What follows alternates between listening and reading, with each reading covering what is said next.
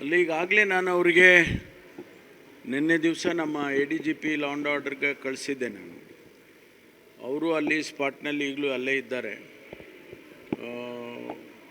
Preliminary ರಿಪೋರ್ಟ್ಸಿನ ಪ್ರಕಾರ fire ಆಗಿದ್ದು ಪೊಲೀಸ್ನವ್ರು ಮಾಡಿದರು ಅಂತ ಕೆಲವರು ನಿನ್ನೆ ಎಲ್ಲ ಸ್ವಲ್ಪ ಹೇಳ್ತಾಯಿದ್ರು.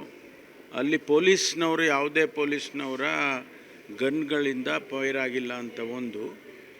ಬುಲೆಟ್ ಏನು ಅವನ ಬಾಡಿಗೆ ಹೋಗಿದ್ದು ಆ ಬುಲೆಟನ್ನು ವೆರಿಫೈ ಮಾಡಿದ್ದಾರೆ.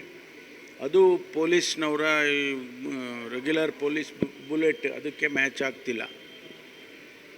ಆಬ್ವಿಯಸ್ಲಿ ಯಾರೋ ಪ್ರೈವೇಟ್ನವ್ರು ಫೈರ್ ಮಾಡಿರೋದು ಅವರ ಬುಲೆಟ್ ಅಂತ ಒಂದು ಇನಿಷಿಯಲ್ ವರದಿ. ಅದನ್ನು ಈಗ FSLಗೆ ಕಳಿಸಿದ್ದಾರೆ. ಎರಡನೇದು, ಅಲ್ಲಿ ಯಾರ್ಯಾರು ಅಲ್ಲಿದ್ದಂಥವರು ರಿವಾಲ್ವರ್ಗಳಾಗಲಿ ಗನ್ಗಳಾಗಲಿ ಯಾರೆಲ್ಲ ಇಟ್ಕೊಂಡಿದ್ರು ಅವ್ರದ್ದೆಲ್ಲ ಸೀಸ್ ಮಾಡ್ಕೊಂಡಿದ್ದಾರೆ. ಈಗ ಅವರ ಫೈರ್ ಆರ್ಮಿಂದ ಅಂದರೆ ರಿವಾಲ್ವರ್ ಆಗಲಿ ಅಥವಾ ಗನ್ ಆಗಲಿ ಅಲ್ಲಿಂದ ಫೈರ್ ಯಾವುದಾಗಿದೆ ಅನ್ನೋದು ಗೊತ್ತಾಗುತ್ತೆ. ಆ ಟೈಮಿಗೆ ಏನು ಫೈರ್ ಆಗಿದ್ದರೆ ಒಂದು ವೇಳೆ ಇಂಥ ರಿವಾಲ್ವರಿಂದ ಫೈರ್ ಆಗಿದೆ ಅಂತ ಗೊತ್ತಾಗುತ್ತೆ.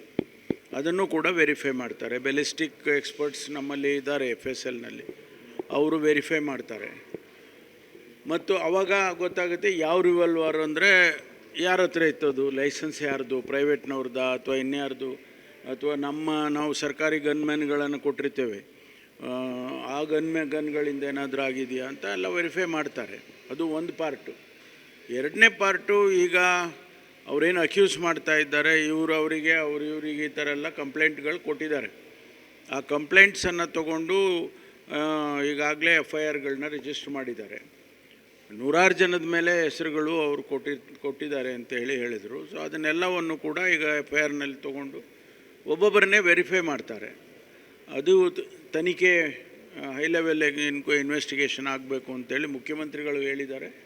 ಈಗಾಗಲೇ ಅವರು ಸೂಚನೆ ಕೊಟ್ಟಿದ್ದಾರೆ. ನಾನು ಕೂಡ ನಿನ್ನೆನೇ ನಮ್ಮ ಡಿಪಾರ್ಟ್ಮೆಂಟ್ನವರಿಗೆ ಹೇಳಿದ್ದೇನೆ.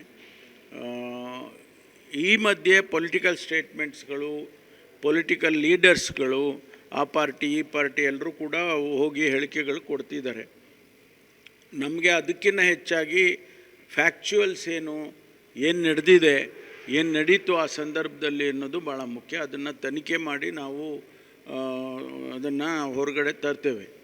ಅದರಿಂದ ಅನವಶ್ಯಕವಾದ ಹೇಳಿಕೆಗಳನ್ನು ಮಾಡಿದರೆ ಪ್ರಯೋಜನ ಆಗೋದಿಲ್ಲ. ಸುಮ್ಮನೆ ಆ ಪಾರ್ಟಿಯವ್ರ ಲೀಡರ್ಸ್ ಹೋಗೋದು, ಈ ಪಾರ್ಟಿ ಲೀಡರ್ಸ್ ಹೋಗೋದು, ಪೊಲಿಟಿಕಲ್ ಅಟ್ಮಾಸ್ಫಿಯರ್ ಕ್ರಿಯೇಟ್ ಮಾಡೋದು ಆದರೆ ಅದಕ್ಕೂ ಕೂಡ ನಮ್ಮ ಹತ್ರ ಏನು ಕ್ರಮ ತಗೊಳ್ಳೋದಕ್ಕೆ ಅವಕಾಶ ಇದೆ ಕಾನೂನು ಪ್ರಕಾರ ಅದು ತಗೊಳ್ತೀವಿ.